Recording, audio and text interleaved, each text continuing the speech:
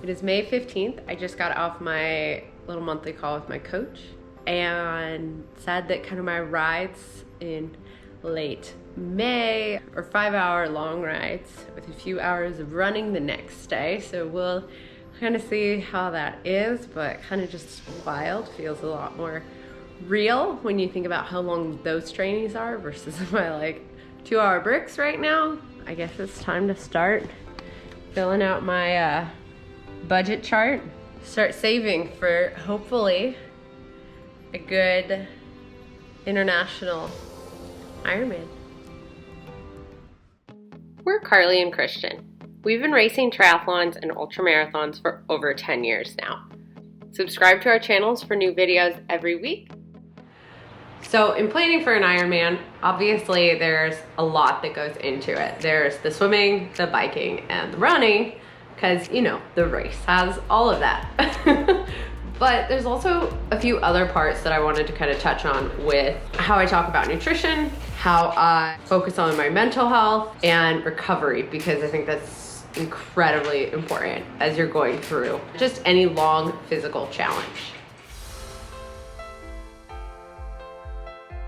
One of the things that I think is the most important is mindset and mental health. I would say that's been going really, really well. I've been taking a mental strength course with my coach, which has really helped on mindset, pushing through those tough times when you're training, and positive self-talk, because in reality, not every day goes well. And what are good things you can take away from bad training sessions, as well as how did you get to a good training session and what led to that. I am near complete. I have just a few weeks left of that course, but I highly recommend adding in that element.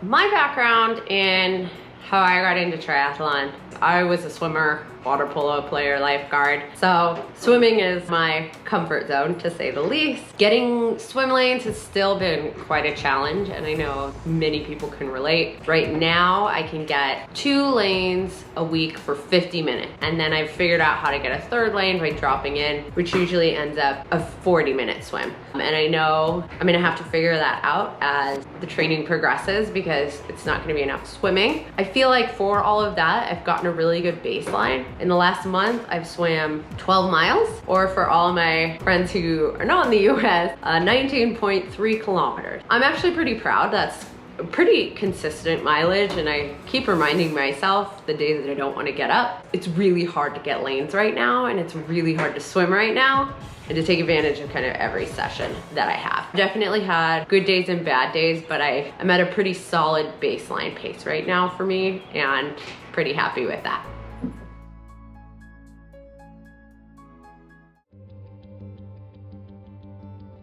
The bike. So I've always loved a good bike ride, to be honest. It's really fun, and love how far you can get. The last year, with all my training and with people being a little bit more intense, I am definitely more timid about getting inside because I just don't like angry drivers. But in the last month, I've started to reconnect with some friends here and gotten to ride outside with them a bit more. So we needed a pit stop mid-ride. Couldn't help it. Peer pressure.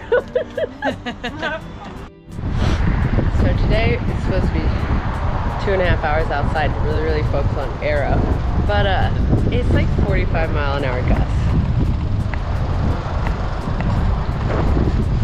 I know you want to practice for all conditions, but I'm heading back inside. I'm a little bummed. I was really excited to ride outside. Wind is definitely tough for me. It's something I need to work on, but also my point is to sit in aero, and I'm just panicking from the wind the whole time, and it's not gonna be a good workout. So I'm lucky I have inside. I would say I've ridden a handful of times outside, still the significant majority of my time is on Zwift, but I also really like how you can just get an insane workout on that thing. A lot of good hard intervals to kind of push through. But overall, I've been, I would say, in a pretty solid place with riding. The last month, I have biked 214.9 miles. In kilometers, 345.8, which I'm not gonna lie, it is way more fun to see your mileage in kilometers because it's such a bigger number. Maybe I'll start doing that more.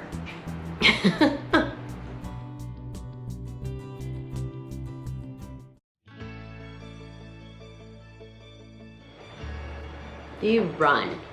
The run used to be my absolute nemesis, and that was actually one of the main reasons, aside from just the mass amount of hours it would take to train for an Ironman, was the run. For a really long time, I was not strong at running, and it was just something I dealt with. It was a tough relationship. I slowly fell in love with running, but in the last few months, something has just absolutely clicked, and I have never ran this fast in my life. This last month I set a 10K PR during a workout, so I'm not even doing a 10K all out, and I'm still setting, you know, my personal best.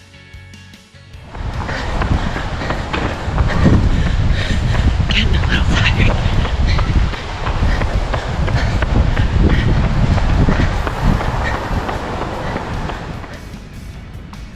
Beat my 10K time trial from a few months ago. Even with recovery paces in there.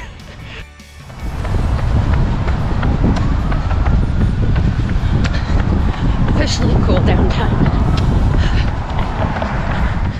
I'm just feeling really strong, loving the good effort, slowly transitioning from all these really powerful workouts I've had to longer durations, which definitely hurt, but I would say at least the good thing is getting used to hurting on Zwift does help with the running pain. It's different, but I know I can handle it a little bit more. So in the last month, I was actually surprised this was lower than I thought, but a lot of my mileage is really focused on really quality to fit in swimming, biking, running, strength, yoga, and everything. In the last month, I did 57.3 miles, which is 92.2 kilometers. So it was pretty solid. It's definitely already ramping up quite a lot though to some longer runs right at the end of this last month of training. Had my first longer run, and we'll get to double digits very quickly now.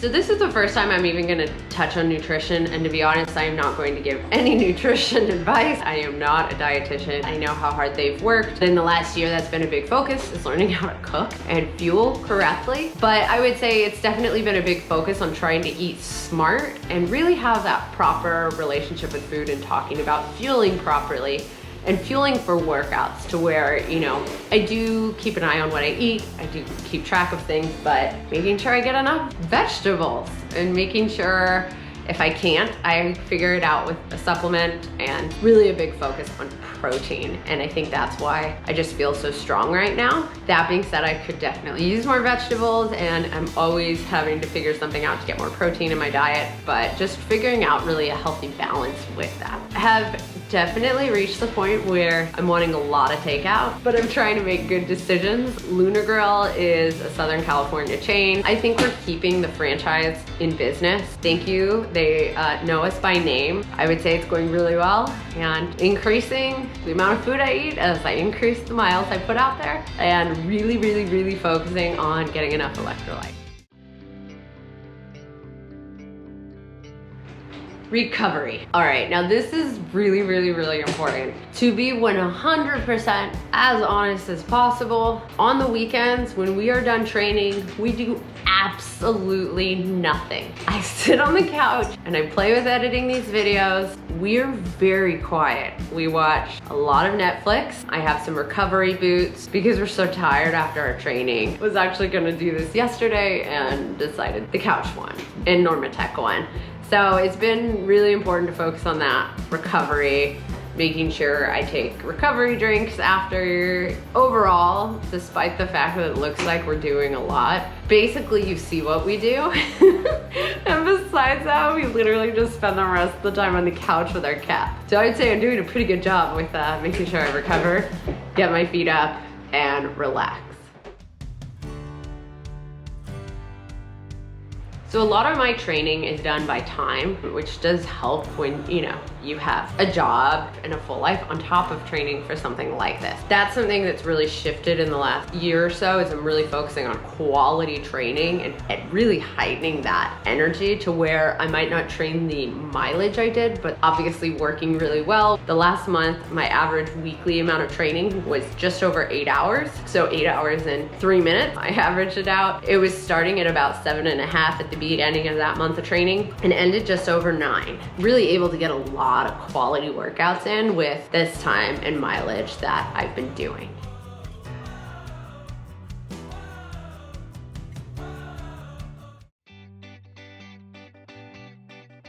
So for now, there's a little bit of a balance on my training as I'm focused on obviously the end goal of an Ironman, but I also have a half Ironman coming up late June. I've gotten a lot faster, so I think it'll be fun to just get out there and see what I can do. You know, when your personal best is in a solo half Ironman without closed roads and you haven't been able to race, it sounds exciting to get back out there and see what you can do.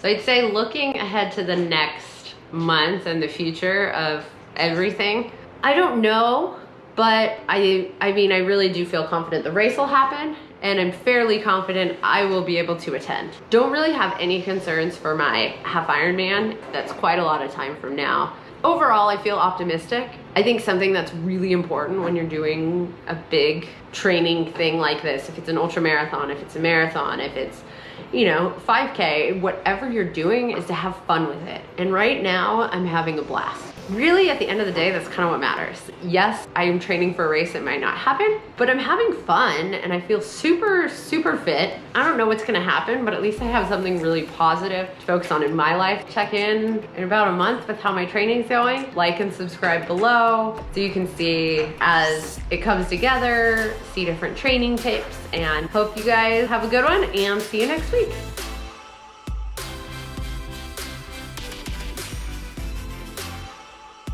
There's the swimming, the biking. It is May 13th, 15th. May 15th.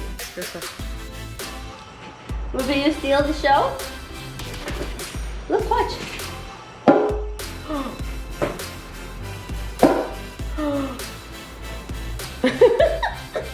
So it's quite windy outside. Okay, that didn't do it justice at all. Yep, that's not what I'm talking about. Not running.